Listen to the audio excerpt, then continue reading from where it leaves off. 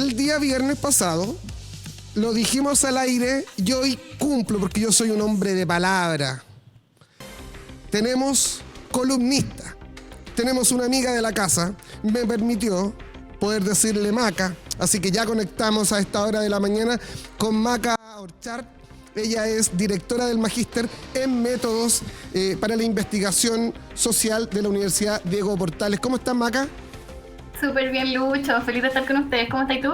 Bien, súper bien. Súper bien.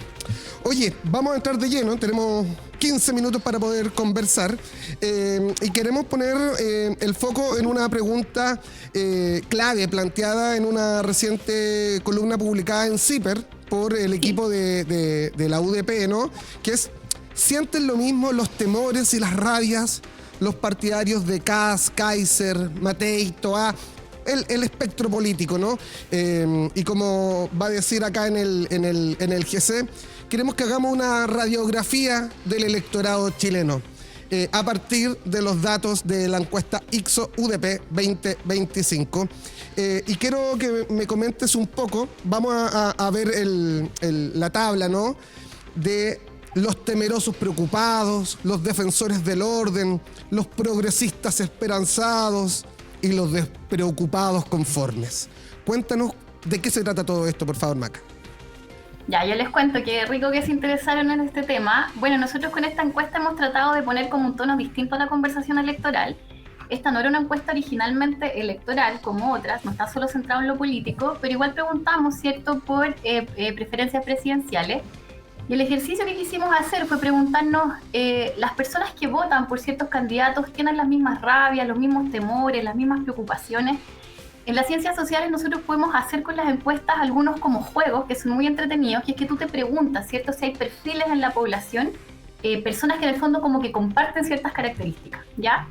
Y encontramos 4 grupos, los nombres que tú ves ahí son nombres de fantasía, los ponemos nosotros, pero para en el fondo comunicar algo que estamos viendo en los datos.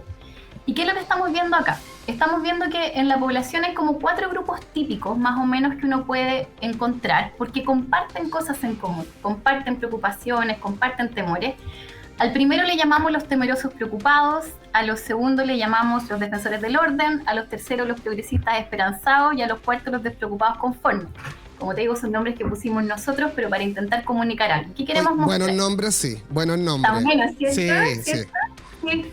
Tan buenos. Mira, le dimos harta vuelta, pero creemos que reflejan algo. Entonces, en el primer grupo es súper interesante porque son personas que están muy temerosas como de todo, es decir, de muchas cosas a la vez, ¿ya? Obviamente, casi toda la población está temerosa de la delincuencia, eso como que no hace diferencia, ¿no? Pero ellos están preocupados no solo de la delincuencia, están preocupados de la inmigración, del narcotráfico, de la corrupción, del tema de las pensiones, del tema de la inflación. Tienen mucha rabia, mucho temor, mucha frustración. Hay mucho temor en este grupo, ¿ya? Y es bien interesante porque cuando nosotros miramos quiénes están en este grupo, claramente hay más mujeres que hombres. Y en general son personas que están votando por la derecha, principalmente por Matei. A veces tampoco tienen necesariamente una identificación política, no es que sean de derecha, sino que lo que pensamos es que en una candidata como Matei encuentran esa respuesta a todos estos temores tan múltiples que están teniendo, ¿ya? Ese es como el primer grupo.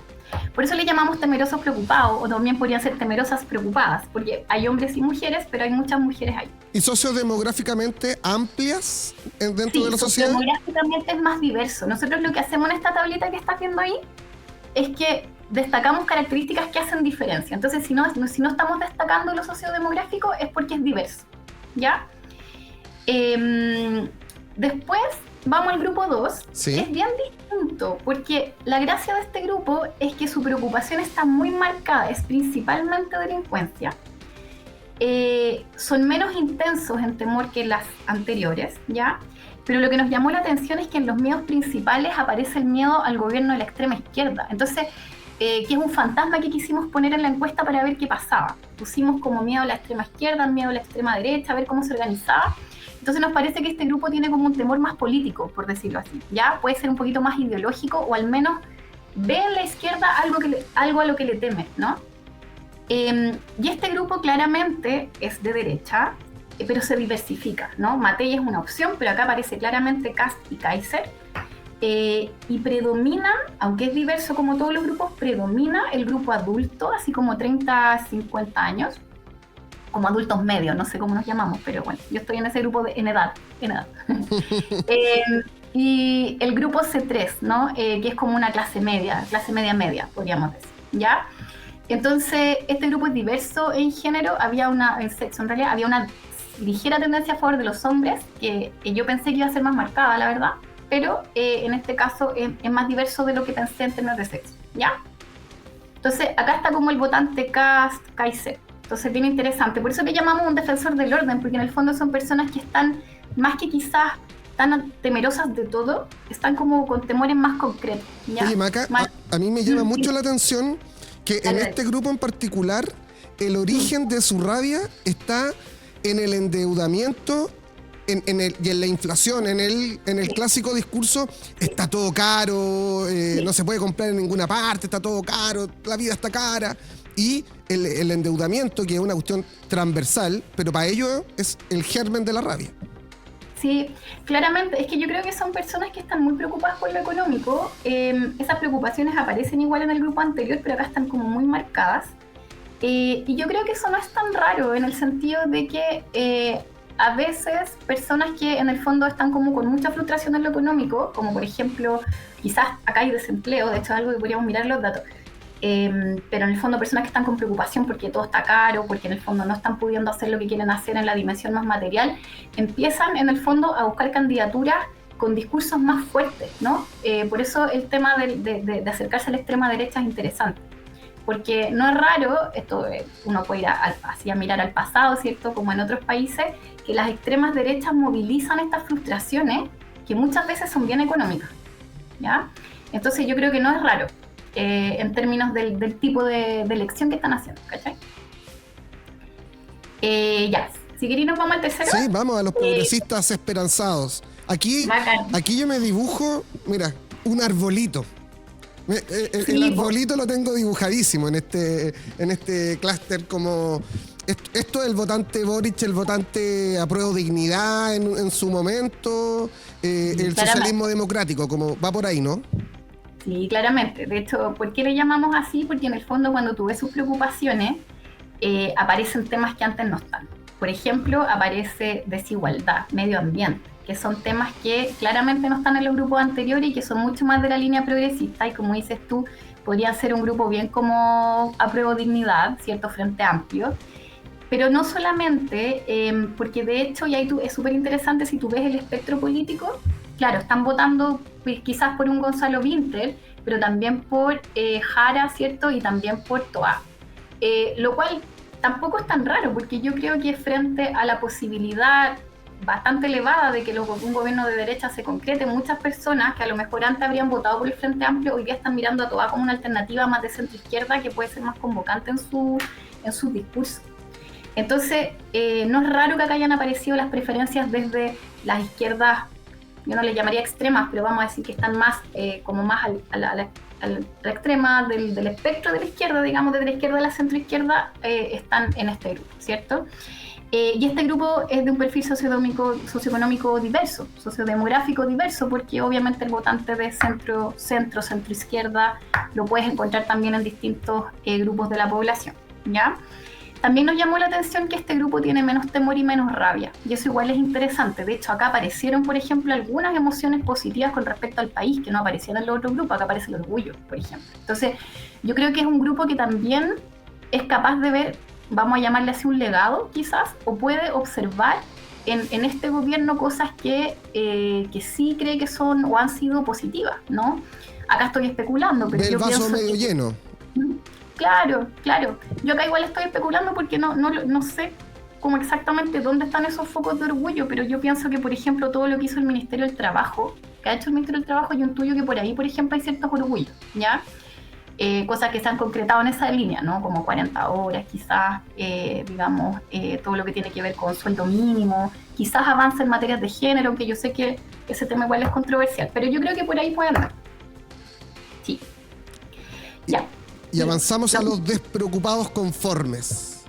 Sí, le llamamos a ese grupo que es un grupo más residual o más difícil de interpretar, esto pasa en estos análisis, ¿cierto? Que a veces hay grupos muy claros y a veces hay grupos que tú dices, ¿qué pasó aquí? Claro, en el fondo acá lo que pasó es que se nos agruparon las personas que no tenían tantas preocupaciones.